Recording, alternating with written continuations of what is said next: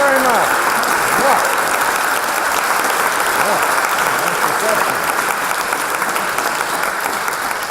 Thank you. Wow. That was one of the best reactions we've had all Yeah, time. that was nice. More popular than Piers Morgan, certainly. I'll say that much. What a hard act to follow. Well, we shall see. So as usual, I'll start off with a few questions. We'll jump around a bit through various different topics, and then I'll open it up to the floor. And yeah, get ready with your questions. So we'll start off with quite a broad topic, the nature of satire. So you often get criticised for some of your more controversial pieces of satire. Wait, we're starting with criticism? Well, I thought we ease into it, you know, something nice. No, I'm kidding. I've got to work with the material I have, I Right, suppose. okay. Yes. Do you think that satire should have boundaries, either morally or legally? And if so, where should they be drawn? Well, boundaries, that's a good question. I don't think there should be boundaries based on fear. Taste, maybe. There's no point in making a joke about a senseless tragedy unless there's some larger point to be made. So that's the only thing that would stop me. And I think being criticized for the satire you do is a healthy thing. If you're not upsetting some people, you're not really being brave. If everyone likes you, you have never said anything true. Anytime you speak the truth, some people are going to hate you. In America, at one time or another, everyone has hated me. And it's funny, you know, a lot of people, if you read the Twitter feed, you know, or comments sections, if I make fun of the Catholics, they're like, how dare you make fun of the Catholics? Why don't you ever say anything about the Muslims? And if I make fun of the Muslims, how dare you make fun of the Muslims? Why don't you ever say anything about the Catholics?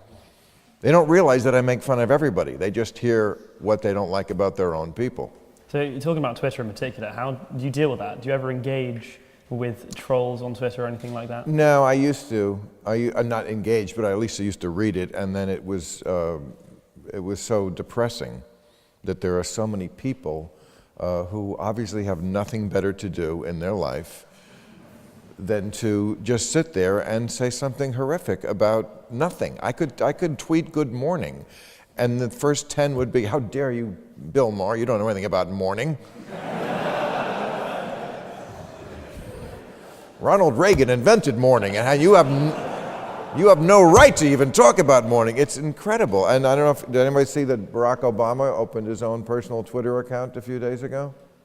And the headline in the New York Times was, Obama's Twitter account met with a barrage of racist comments, which I would characterize as the predictable headline of 2015. So there's the President of the United States, one of the most accomplished people we've ever had, first black president, and of course the first umpteen comments on Twitter when he joins are, you know, go hang yourself, N-word, you know, just horrible shit. So. But that's Twitter, you know. It's funny because in all the years I've been doing this and all the controversial things I've said, the number of people, actual people, who've come up to me and stuck a finger in my face and say, you know what I hate? Like 2. But with the anonymity of Twitter, oh, everyone's a critic. Everyone is brave. They're so brave on Twitter. And talking about headlines, I told you segue was going to be a bit poor, but a Telegraph article yesterday said that your comedy was mockery masquerading as intellectualism. Do you think that's fair? I imagine you don't. Who said this? But I'm not going to drop names. You can look that up on Google, I think. But how would you respond to that?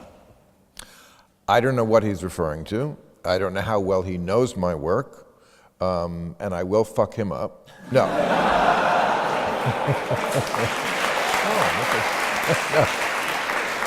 No. I mean, you can't please everybody. I mean, again, I don't think that's a bad thing. I think if everybody thinks you're pretty good, you're probably very bland, and I wouldn't be a fan, probably. Yeah, am I a polarizing figure? Yes, but that's okay. When I started doing my first show, Politically Incorrect, there was no political satire on TV in America. It was the most toxic subject. America was so turned off to politics in general that everybody said, why are you doing a show about politics? No one's going to watch that. And we never had a host who shared, a TV host who shared his political opinions. the conventional wisdom was, if you do that, you will alienate half the audience. You'll never stay on the air. And I said, let's give it a try. Let's see. Maybe people can hear opinions they don't agree with and still be okay with you, just like you do in life. I don't have to agree with what everybody says. So I think sometimes the people are more sophisticated than the media. That guy in particular. No, I'm kidding. I'll give you his name afterwards. So one of the things that polarizes people, you have publicly expressed your support for legalization of cannabis. Who could possibly be against that? So would you extend that to any other harder drugs? And if Absolutely. I think all drugs should be legal. It's a medical problem. Legal and available here. It's a medical problem. If you have a problem with it, it should not be the province of law enforcement. The idea of putting people in jail because they get addicted to a substance is insane. And of course, it has spawned in our country this horrible drug war. It's inflated the prison population. America puts more people in prison per capita than I think any other country in the world. And of course, it also wound up ballooning a bureaucracy. We have a drug enforcement agency, and anytime you make a cops and robbers situation out of drugs, a lot of people are going to profit. There's a lot of money in that. It's why police departments in our country look like armies now. They have helicopters, and they have armored personnel vehicles, and practically tanks rolling down the streets. This is insanity. And a lot of it is because of the drug war. There's also a racist aspect to it. Disproportionately, the number of people who are arrested and sentenced for drug use are poor, black, Hispanic. It's been a giant disaster for going on 50 years now that we've been fighting this drug war. It took us almost 60 to get over embargoing Cuba. Maybe this will be the next domino to fall. We shall see. Yay, America, for being late on everything. Should we get someone with an applause sign going around? Yeah. Your comments concerning Islam also often cause controversy. In your own words, not that you would use anyone else's, I don't think, what do you think is a relationship, if any, between Islamic theology and Islamic fundamentalism? Well, there is connecting tissue, much of it, between Islamic theology and Islamic fundamentalism. I mean, all religions, I think the Bible is certainly an example of this, have fundamentalism in them. It's just that Western religions have been around longer, Christianity and Judaism, and they have learned to ignore what the Holy Book says. The Bible says crazy shit too. We just don't follow it. But the Bible very clearly says, if you see your neighbor working on Sunday, kill him. How many have ever seen their neighbor working on Sunday and thought, I really should go over there and kill him after lunch? We just don't do that. As many commentators have said, Islam needs a reformation and an enlightenment the way Christianity had one. Europe certainly knows about holy wars. In the 16th century, Protestant and Catholic were slaughtering each other across this continent. When we see Shiite and Sunni kill each other, it's a very similar situation. So, I always say I'm the liberal in this debate. I'm for liberal philosophy, I'm for liberal principles, and those certainly include tolerance. I am not bigoted against any person, any religion. I am against principles that are illiberal. Freedom of speech, I'm for that. Freedom of assembly, respect for minorities, equality of women, rule of law. These things are not just different from their opposites, they are superior in my view. Hey. And you don't have to agree, but if you think that theocracy is just different than rule of law, you just can't call yourself a liberal. We'll move now to a topic that you're most known for, American politics, obviously. And we'll talk a bit about the 2016 election in America. So who do you think will receive the Republican and Democrat nominations? Well, the Democrat, unless something untoward happens, will be Hillary Clinton. I mentioned a minute ago, America is often late on everything. And we certainly have been late to the party on having a woman leader. I think 80 countries in the world have had a woman leader. Not the United States of us. But this looks like the year it's going to happen. There is a welled-up thirst for a female president in America, and Hillary Clinton, former Secretary of State, former First Lady, former, I think she was the valedictorian at Wesleyan, first woman on the moon. That would be the betting money would be on Hillary Clinton. The Republican field is wide open, and there are already 6 declared Republican candidates, and we're a year and a half away. I know in this country you must think that's insane, and you would be correct. Your elections last how long? The actual campaign? Yeah. Oh, it's about 6 weeks, is it? 6 weeks, which is the exact right amount of time. That's what you need. You don't need more than that. Maybe that's too much. Just tell people what you think, let them ask questions for a couple of weeks, and that's it. We have this perpetual campaign in America.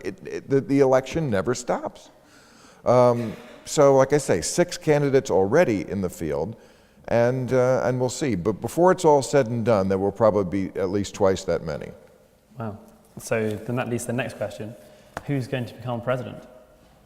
Well, like I say, I think Hillary Clinton certainly is the one you would have to bet on, because in my country, Congress is stacked for the Republican Party because we do something called gerrymandering, which means, you know what gerrymandering is? Oh, yeah, American? Okay. Gerrymandering is instead of the voters picking the politicians pick the voters. In other words, they draw the district on the map. I mean, this word gerrymandering comes from the 18th century when a legislator named Elbridge Gerry redrew a district so that the voters he wanted were in that district and his party would get elected. And he drew it in such a strange way, it looked like a salamander.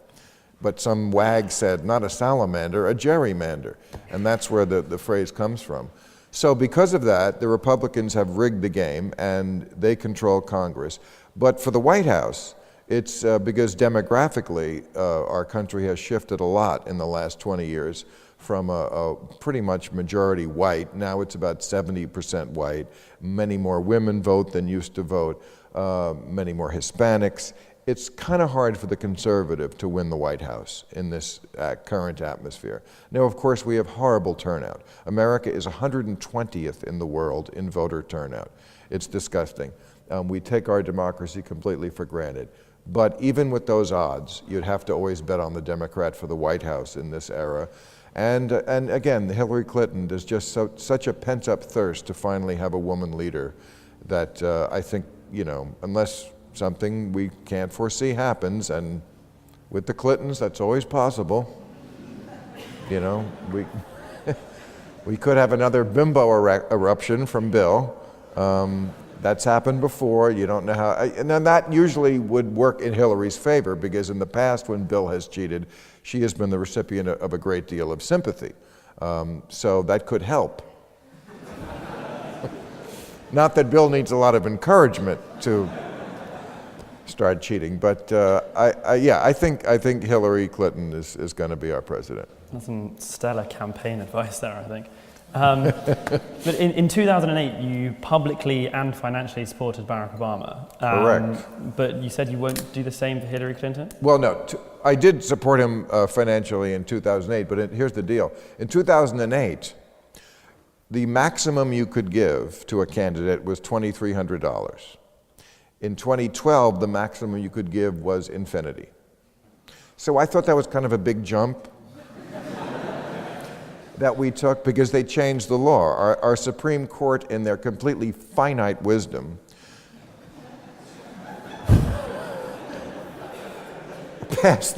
passed this law, which we call Citizens United. It's too complicated why it's called that, but there was a movie, literally a documentary they were ruling on. But the effect of the ruling was that corporations, unions, foreign entities, people we don't know who it is, can donate unlimited amounts of money to what they call a PAC, which is basically somebody who's working for the candidate, but not the candidate themselves. It is a distinction without a difference.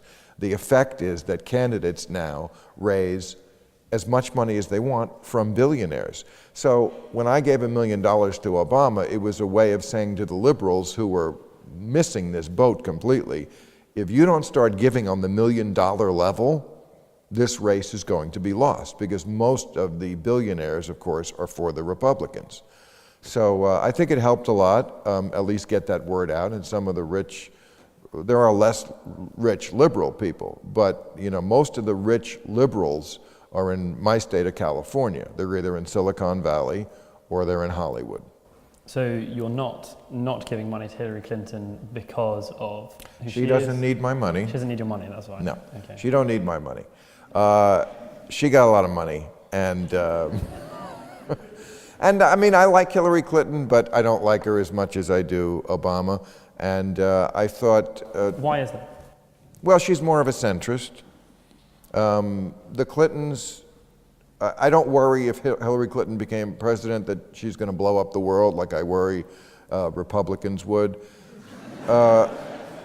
But she and her husband are centrist. They took the Democratic Party, which should be the liberal party in our country, much toward the center, away from where they should be on the left. America really has no left party. We have a center-right party, which I would call what the Democrats are now, and then we have the Republicans, a party that drove the crazy bus straight into Nuttown.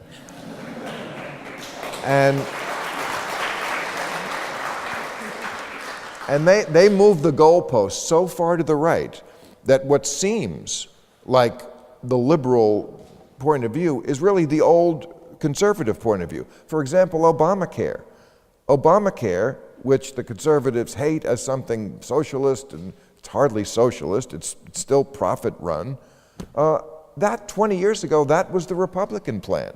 When Hillary Clinton was the first lady, when put in charge of trying to get health care passed, that was basically the plan the Republicans wanted, which is what Obamacare is today. Now, today, that's somehow a very liberal plan.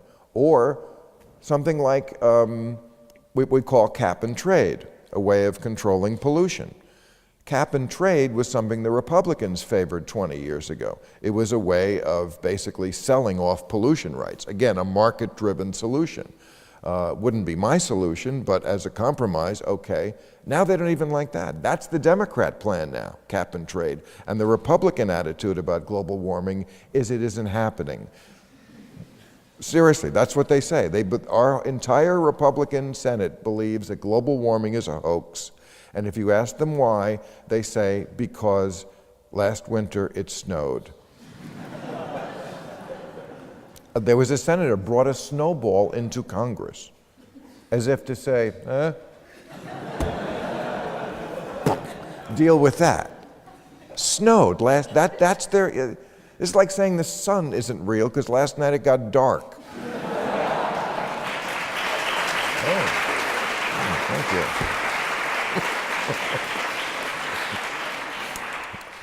So if you were to look back on the Obama administration, Yeah. how would you review it?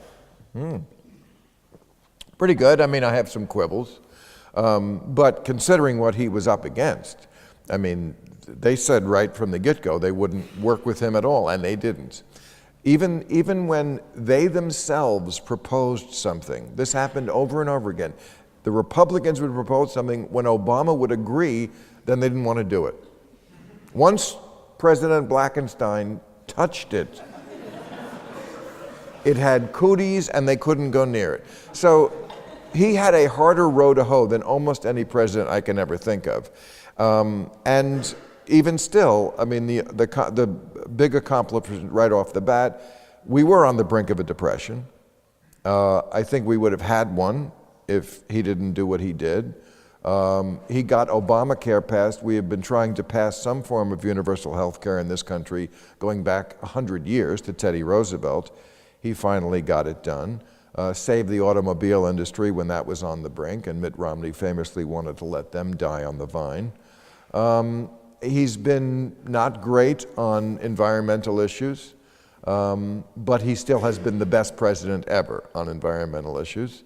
And, you know, he just has a way of sort of going down the list of stupid things and ticking them off. You know, gay marriage, okay, he came around on that. Opening up Cuba, came around on that. I'm hoping before the end of his second term that he will come around on weed. And I think, no, I think that could be the next shoe to drop. I totally understand why the first black president couldn't do that in his first term.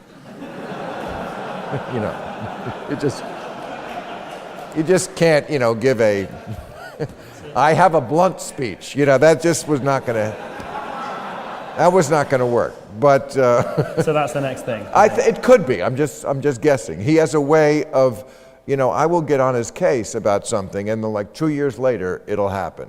So you're the one causing all the change in America. I'm not saying that. I'm just saying it's my role to be out front. I don't have to deal with all the things he does. But yeah, I mean, I was on his case about gay marriage in the beginning, and he came around on that. And so yeah, that I could definitely see him doing that before he gets out the door. Now, some people say, because you know he smoked a lot of weed himself, which he admits. You know, when he was in college, wink, wink. He was, you know, they had what they called the Choom gang there in Hawaii. He smoked a lot of weed. So he knows that it certainly doesn't prevent you from making something of yourself. That's true. How many slang words do you know for weed? Choom gang is one I've never heard before. Choom gang, that was his you know, little group that smoked pot. I don't know what that means, but apparently the dope was pretty good. Moving away from weed. Some people say that Hillary Clinton is too old to be president. Ooh. Do you think that could be possibly true? You should boo that. Ooh, no, boo them. No, I mean, she's 67, I think. She would be 69, I think, when she's inaugurated. Reagan was exactly the same age. Don't go by that, because he was too old. But, you know, first of all, I think that's very ageist. As someone who's 59, I know that's like 10 years away from me, so I don't want to be looking at a world where that's too old to do shit. And it's not. I mean, some people are old when they're 40, and then there are people who are 100 who are spry. So she's definitely not too old. And also, you know, we have a rule in our Constitution, you have to be at least 35 to be elected president. And this was written at a time when people lived to be about 38. This was written in 1787.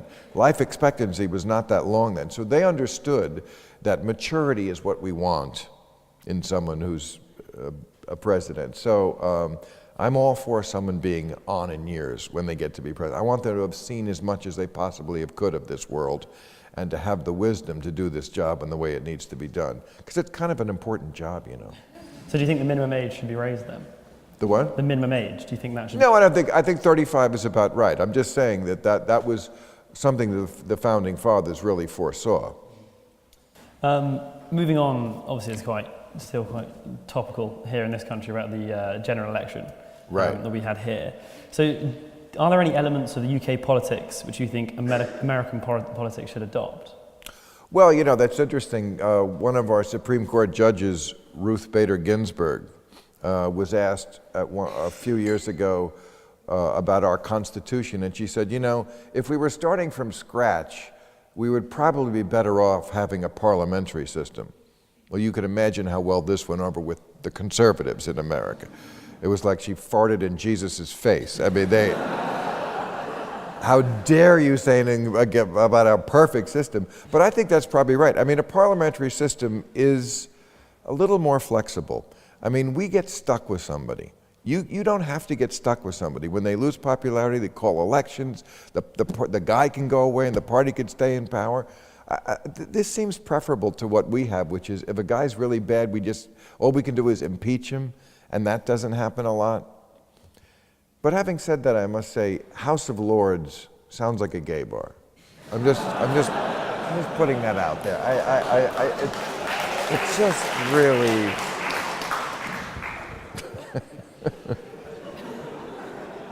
I believe that's the unofficial motto. In your own view, what is the role of Her Majesty the Queen to the political life of the United Kingdom? What is the role of what? Her Majesty the Queen. Well, first of all, Her Majesty, I object to that.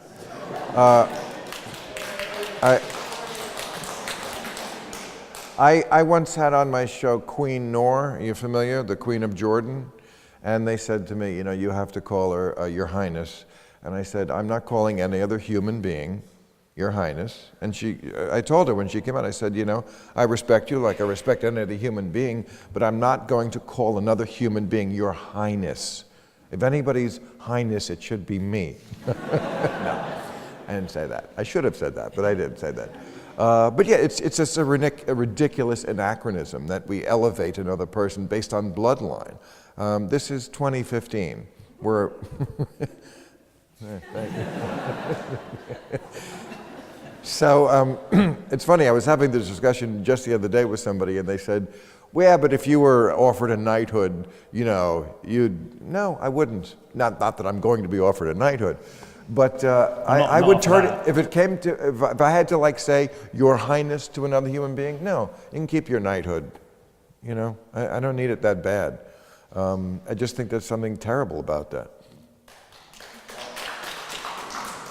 So, do you know who you would have voted for in our general election then? When I came, I'm doing this little comedy tour here. I played the Apollo Hammersmith the other way around in London.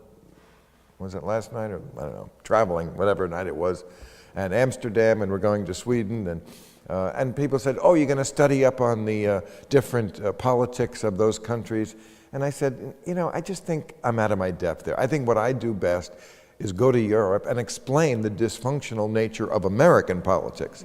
That's my expertise. They don't need me to talk about their politics. I'm sure they have people in their own countries who can do that better and know it better. So I really don't know. I mean, in general, I'm generally for the liberal as opposed to the conservative. But your conservatives are not like our conservatives.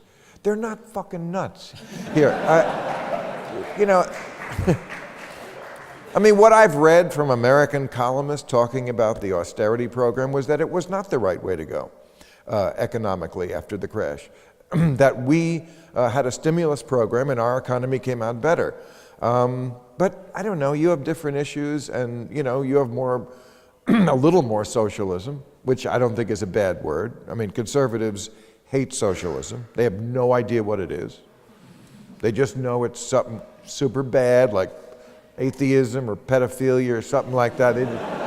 They just know it's horrible, when of course every modern economy is quasi-socialist. So I don't know, but Cameron, he doesn't seem like a fire breather. Fair. So moving on to the last couple of questions from me, and then we'll open up to the audience. So you're an honorary board member of PETA's. Yeah, PETA. PETA. People for the Ethical Treatment of Animals. So yes. Why did you choose to work with that organization specifically? I like animals. Right. I'm not that crazy about people, but I love animals. No, I think that's an issue that's coming to the fore, and people can have legitimate disagreements about, for example, eating meat or wearing leather. I eat meat occasionally. I wear leather occasionally. I believe in what that title says, people for the ethical treatment of animals. It doesn't mean you never kill an animal. They kill each other. But factory farming is unethical. While they're alive, we don't need to torture them. Comprehensive. Thank you. Boy, people really...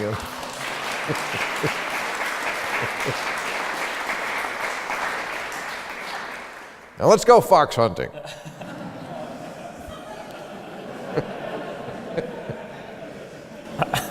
Let's take 1,000 dogs and chase a fox. What could be more fun? Not much, it would seem. Thank you very much, Bill. We will now open it up to the audience. So if you have a question, please put your hand high in the air, and then Callum will come round and give you the microphone. So what we'll do is we'll start here, right at the front. Hello, I'm a massive fan. Thank you. If there was a God, you'd be one of them, for me. You're not obviously a great fan of American society. If you could import a certain culture or way of life, which country or area, because I choose sort of Scandinavia as the go-ahead perfect society on this planet, and you sort of see America's future, as bright, because socially you have progress with gay marriage and even with marijuana, which we haven't done much with here in Britain. Well, I guess the best of all worlds would be to eclectically take from each society what works best. I certainly know Europeans in America who came to America because they felt that where they lived was not affording them the economic opportunity that they wanted. In Canada, they say they cut down the tall trees.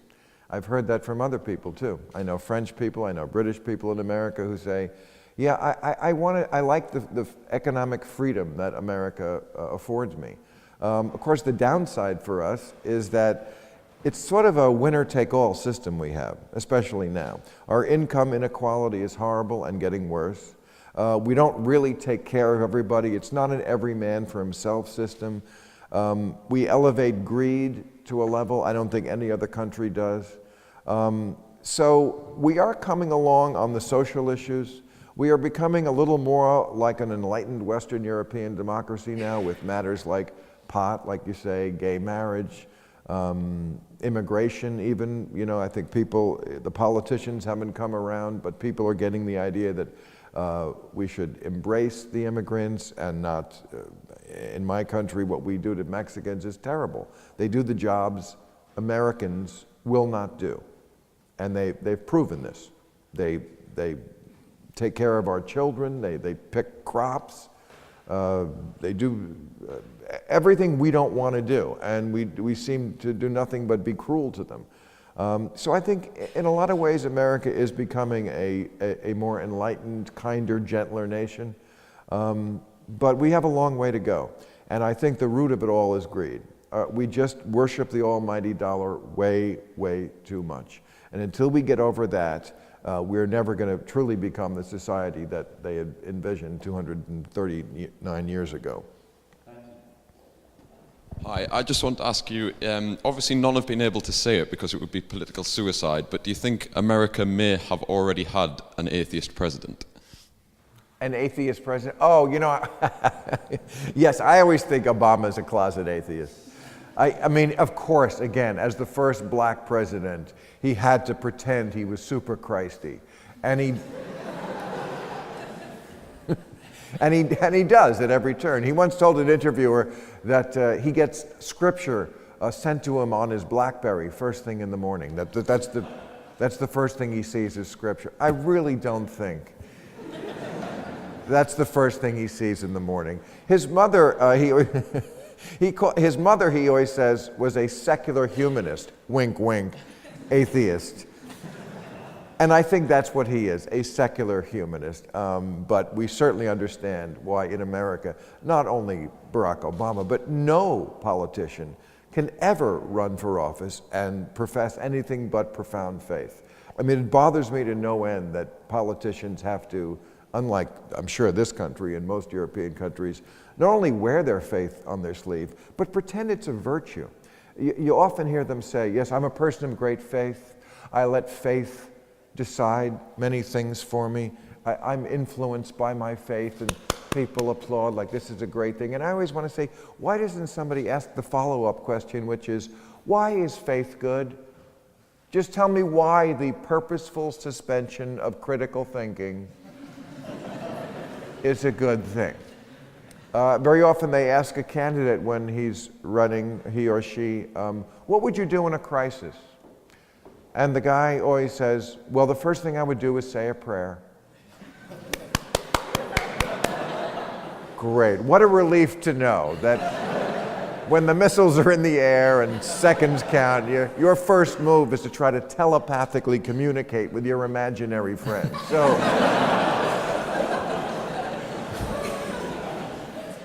So yes, he's an atheist. Oh. How do you think countries outside of the US should deal with the US on the question of climate?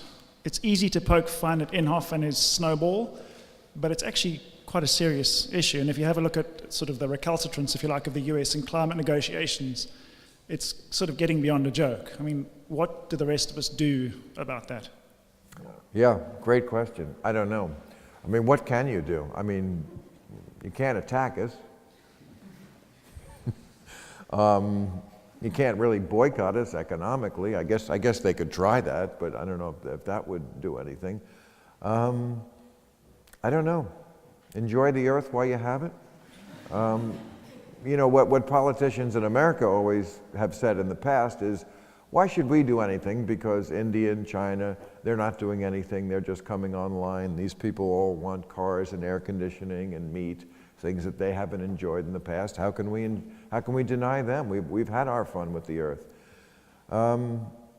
But you know, there won't be any more earth unless we do something. I'm always amazed at the human capacity to not make fundamental changes, but instead merely adapt. I see these pictures of people in Beijing and New Delhi walking around with masks on because you can't walk outside your house and breathe. If you can't breathe, if that's not the cue to make a fundamental change, I don't know what is. And we're killing all the sea life. You know, they say there'll be no fish left in the ocean in 40 years. You know, we'll be wearing masks and eating jellyfish and cockroaches. I mean, I didn't want to live in this world. I don't know. I don't know what has to happen, and I sure don't know how to move America on it. Sorry. We'll start talking about it now, and then Obama will sort it out in 2 years' time. What's that? If you start talking about it now, then Obama will sort it out in 2 years' time, right? That's Well, you know, Obama did make a deal with China recently. Of course, it's a deal that the environmentalists are divided on because on the one hand, it's better than nothing. We never had anything. On the other hand, China doesn't have to, I think, do anything for another 15 years. And by then they'll have built dozens more coal-fired plants. It's insane, especially since we have clean energy right up there. It's called the sun. I know you don't see it a lot here, but trust me, it's up there. Why is it that you think that America is kind of, or Americans are more susceptible to kind of conspiracy theories, like the 9/11 conspiracy theory, and kind of like Scientology and things like that? Is Scientology a conspiracy theory? I was talking to you before. You have a very thick accent. What is? Do you want to repeat the question? Should I say the question? Speak English. No, Speak American like a normal person. I was just wondering why you think Americans seem more susceptible to conspiracy theories. Oh. Like 9/11, Michael Sure. Moore, and kind of Scientology Oh, sure, and I things can like answer that. that. Yeah, because we're stupider. That's happened. I mean, I could gild the lily there, but that's the basic answer, yeah.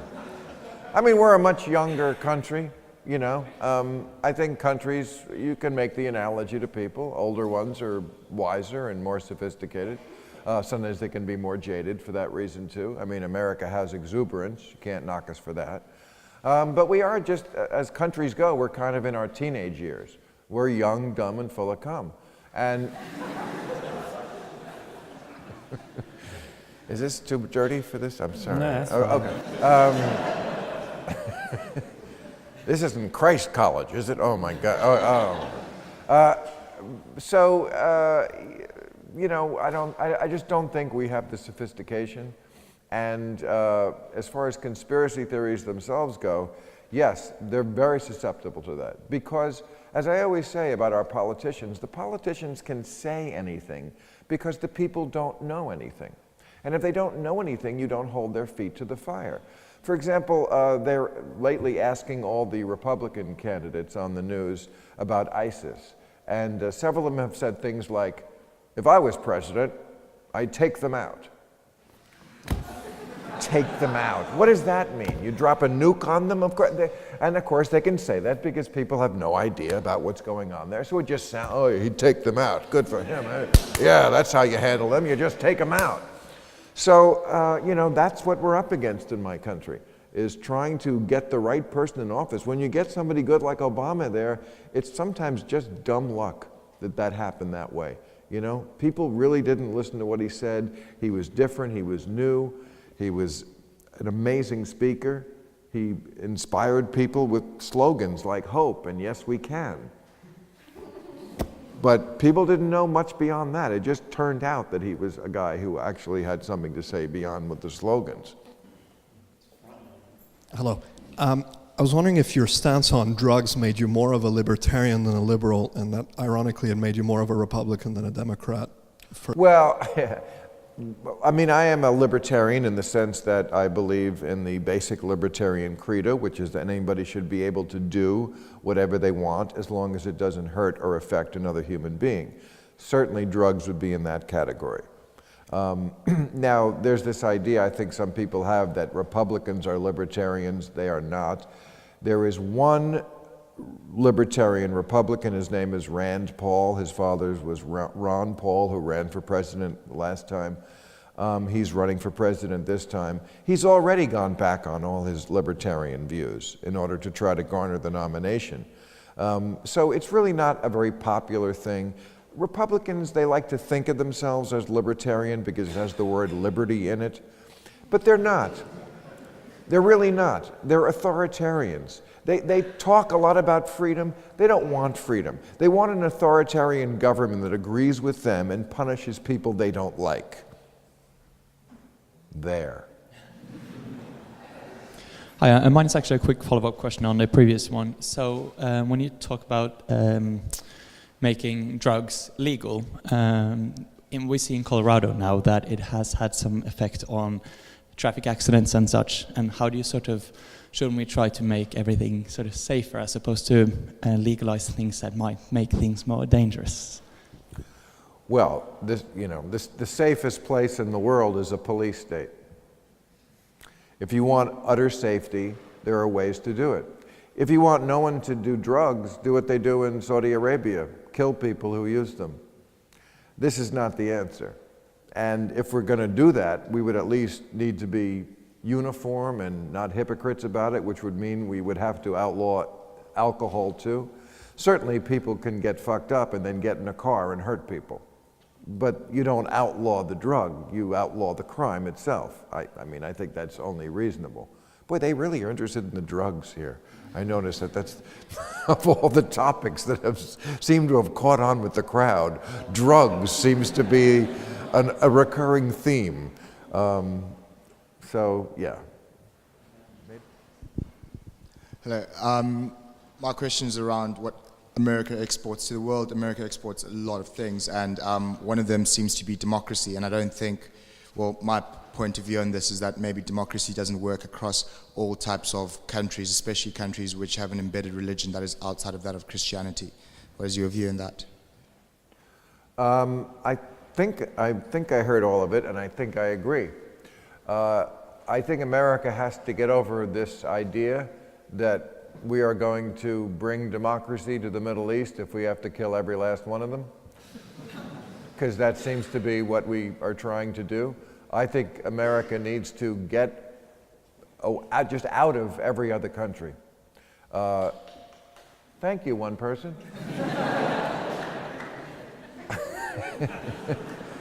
There was a time when the sun never set on the British Empire. And, it's still a lovely country without the empire. And America was never supposed to have an empire. And empires are corrupting. Just read Julius Caesar. I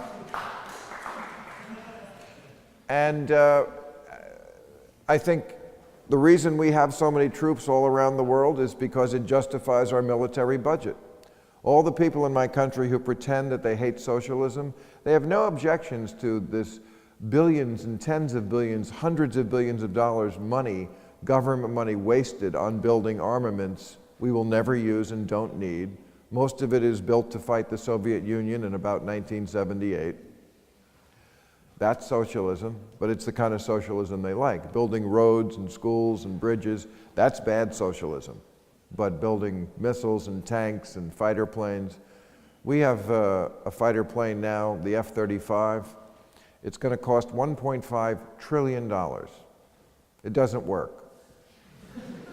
It cannot it cannot fly in the rain. That's kind of a lot of money to spend on a plane that doesn't fly in the rain. So I think, yes, I would think America would do much better to stop just being there. I mean, ever since 9/11, they've been asking the question in my country, why do they hate us? Well, mostly because we're there. Just get out, you know? Leave people to themselves. Let them figure out their own problems and fight their own wars. Do you think that political satire in America contributes to the polarization of political discourse insofar as like laughing at people and being laughed at makes people feel like they're part of sort of like one group or another? And is that a particular problem given that your own views sort of span the political parties and don't really fit into one neat category? No, I'm pro-laughter. I think, first of all, laughter is an involuntary response. So when you make somebody laugh about something, somewhere inside of them they know that there's some truth into that because they're laughing. And everybody needs to laugh at themselves more. We take ourselves too seriously in my country. I don't know about yours. There's too many sacred cows, too much conventional wisdom, not enough questioning the conventional wisdom. No, not every joke is fair, you know? I mean, if I make a joke, or any American comedian about Asian people driving badly, everybody will laugh. Not every Asian drives badly, most. You know, if you make a joke about the French surrendering, everybody laughs, even though they really famously did it only once. You know, Hitler, you remember. If I make a joke about, you know, supermodels throwing up their food, everybody laughs. I'm sure not every supermodel is a bulimic, but, you know, we just have to accept that. Not every joke is completely fair, but what's more important is to laugh at yourself and just, you know, get on with it. In my country, whenever someone's offended, they used to just, oh, I don't like that, and go on with their life. Turn the dial, turn the page, put another quarter in the booth, whatever you're doing. Now they seem to like want to stop life, make the person go away. I got fired off a show once for something I said that people didn't like. It's okay, I landed in a better network, but you know, it's just crazy, this idea that you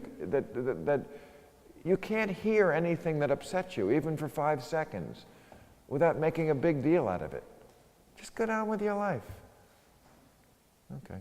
Thank you.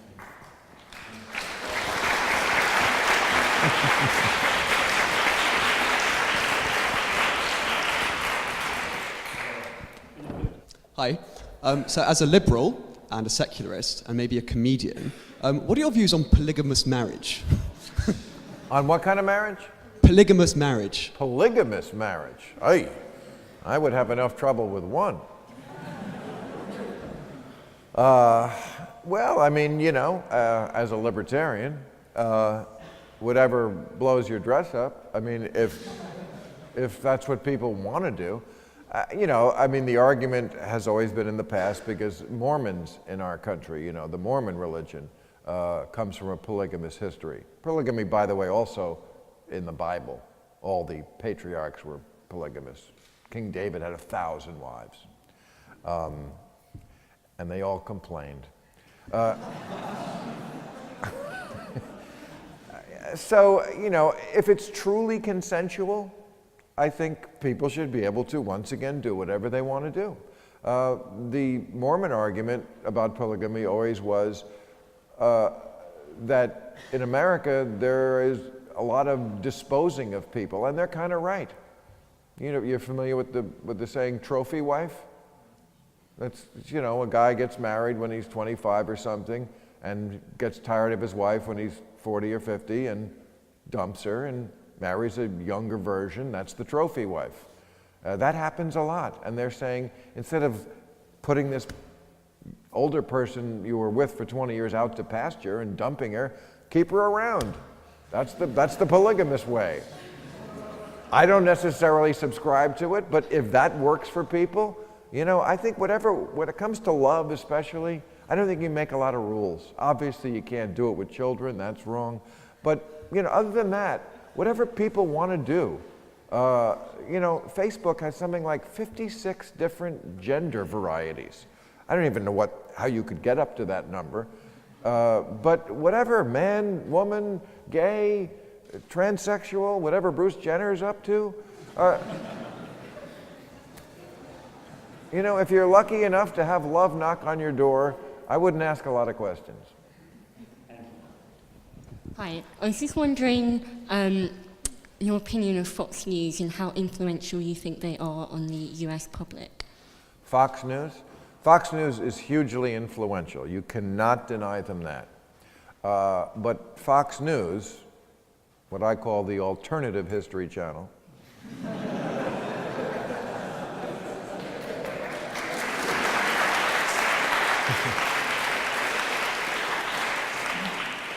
has not been good for America, because the problem is that about a third of the country gets all their information from Fox News, and they don't exactly tell the truth.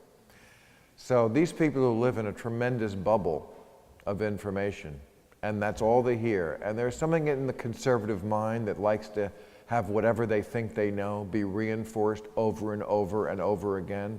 This is why there is no real equivalent on the left, because liberals just, their brain isn't wired that way. We don't have to hear the same thing drummed into us over and over and over again. But the conservatives like that, and so global warming, great example. They think it's a hoax because they hear it all day on Fox News, and that's all they listen to. They get all their information from Fox News and Rush Limbaugh, a few of these conservative commentators. And so it's very hard to get information inside this bubble. So, for example, when we had our healthcare debate, one of the big Republican talking points was, why are we messing around with the greatest healthcare system in the world? And I always said, well, maybe because the UN ranks it 37th. But see, that's a fact, and facts don't get inside the bubble. Inside the bubble, we're number one, always and in everything. So in America, how do we get away from this two-party system, you know, which has been a huge problem for us? How can we spread out so we can have more candidates that aren't sucking up some of these other side? I don't think that's ever going to be possible in America. First of all, every time somebody tries to form a third party, it's absorbed by one of the other two parties. That's the history in our country. There is dissatisfaction with the two parties, tremendous dissatisfaction. But when a third party arises, whatever their platform is, if it becomes popular enough, it will be appropriated by one of the other two major parties. And it's just so ingrained in the way we think. You know, there's Coke and there's Pepsi, and there's the Democrats and the Republicans. We would have to have a completely different system. I'm someone who believes that the Constitution needs a page one rewrite. But the conservatives think that it was literally brought by Jesus. You think I'm joking. There is a painting that they all love where Jesus is, it's like giving the Constitution to Thomas Jefferson.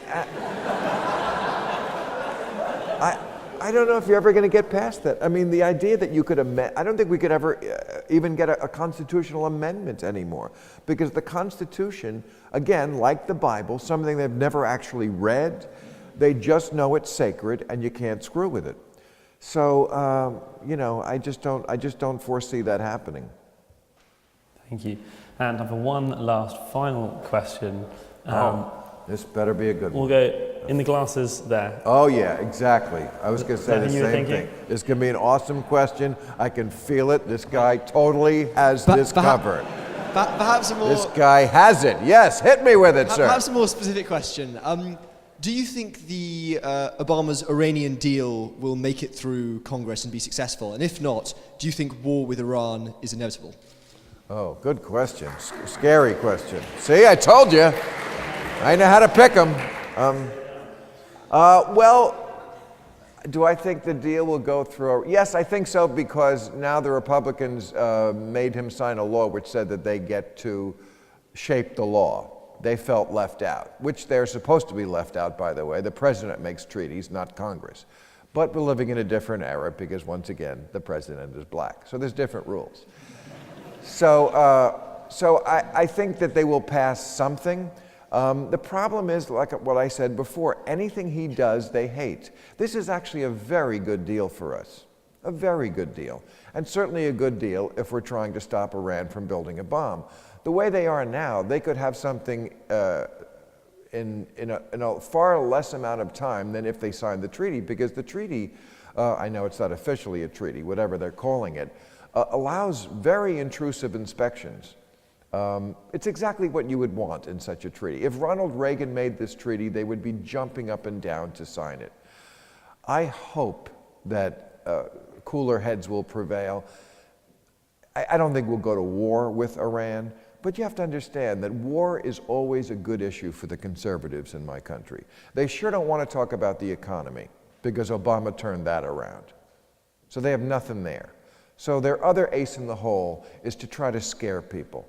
They love to scare people, and it's very easy to do in the United States of pants shitters, because we are easily scared people. And they've drummed up this hatred of Iran, and I think if they can pass that treaty, and we can get reports periodically from inspectors that they're not building a nuclear weapon, I think we'll be okay. By the way, the president of Iran said, recently, he said, just so you know, Iran as a country has never invaded anybody, and we never will. Can you imagine an American president saying that? It's like saying, I'm having sex with a chicken. I told a tiny lie. We're going to end on that. Sex with a chicken. Thank you very much, everybody.